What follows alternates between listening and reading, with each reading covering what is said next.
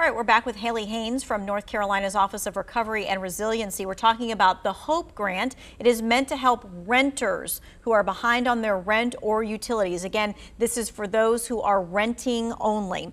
All right, this question is, what is low to moderate income? Can you give me an example? And let's do that right now. We have a graphic that we can show you that kind of is like a spreadsheet for each one of the counties in our area. And we're going to use this as an example. So for example, in Guilford County, if you had 4 people in your household, the income that you make in your household cannot exceed $52,900, okay? So again, 4 people in the household, the income cannot be more than $52,000. It's different in every single county, and we have this spreadsheet for you in the 2 wants to know section so that you'll be able to see already if you qualify or not. Now, Haley, I know that there's sometimes an issue because people are applying online and then they're also going to their local community partners. Yes, and I think sometimes people are filling out multiple online applications. We are getting a lot of duplicates of applications. Once you've applied, that's all you need to do. It's going to take some time to hear from your community partner to get your application processed, but rest assured it is going to be gotten to, and you're going to get that confirmation letter showing that you're protected from eviction. But don't apply again, because that's not going to speed anything up. It kind of gums up the work. So we just encourage people to apply once. All right, and we're getting several different texts saying, what is the timeline of the process? Because I've been waiting and I'm not really sure whether everything is okay. So is it you apply today, should they give at least a week until they hear back? Yes. And when and how will they hear back? Will it be by email or what? So the community partner is going to call you to talk to you about your application, and you will need to follow up with them if for some reason they don't reach you. But they are supposed to get to everyone within 7 days. Sometimes it may be a few days more than that, because in some areas we've had very high levels of applications, and Guilford County is one of those places where we see applications above what you might expect for a county of that population.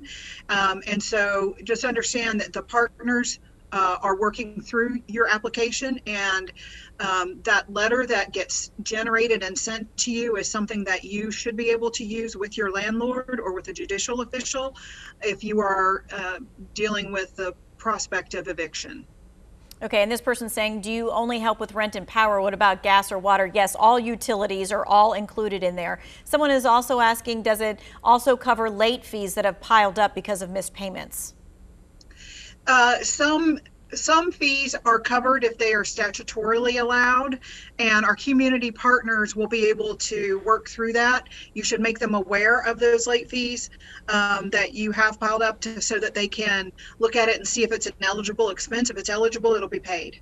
Okay, and this person is asking, does it matter whether you're renting an apartment or a house or a mobile home? No, it does not matter what kind of dwelling you are renting, as long as you are renting. Do you need to be a certain age to apply?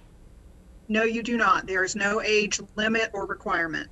All right, but there are requirements of things people need to actually give you guys when they apply. So let's kind of go down that list. All right. So one of the things that they're going to be looking for is a form of identification. Normally that's, a driver's license or a passport or a state ID card.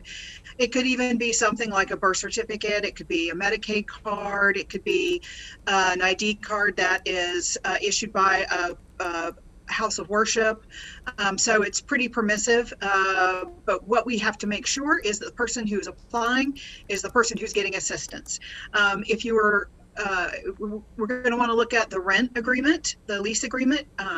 That will be especially important if you are applying for rent assistance. But even if you have an oral lease, you are still eligible for help. So don't let the absence of a written lease deter you from applying, because you can still be helped.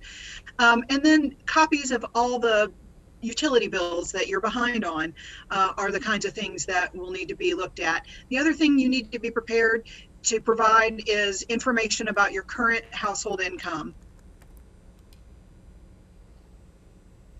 I'm sorry. I think you got cut off there. You need to be prepared to provide information about your current household income. Okay. And that would be for every member of your household who earns income. Okay. Do you have to have children? Someone's asking. No, you do not have to have children. If I live in Caswell County, can I receive assistance? In what county? Caswell? Yes. It's in all 100 counties, yes? Yes. Okay, great.